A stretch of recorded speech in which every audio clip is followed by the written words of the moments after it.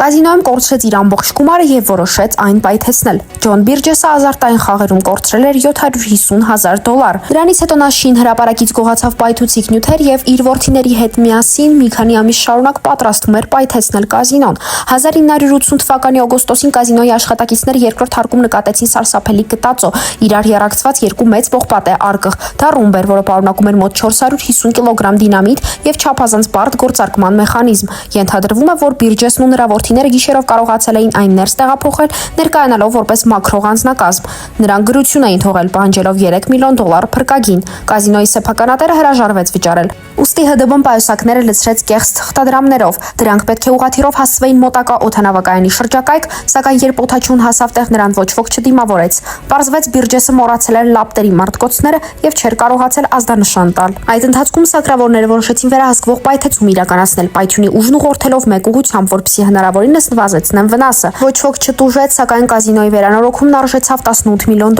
Բիրջեսի որդիները հորդեմ ցուցմունք տվեցին ազատ արձակման դիմաց, իսկ ինքը Ջոն Բիրջեսը դատապարտվեց սմա ազատազրկման եւ 16 տարի անց մահացավ լյարդի քաղցկեղից։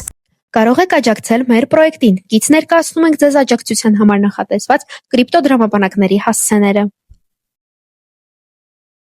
Ավելին իմանալու համար հետևեք մեզ։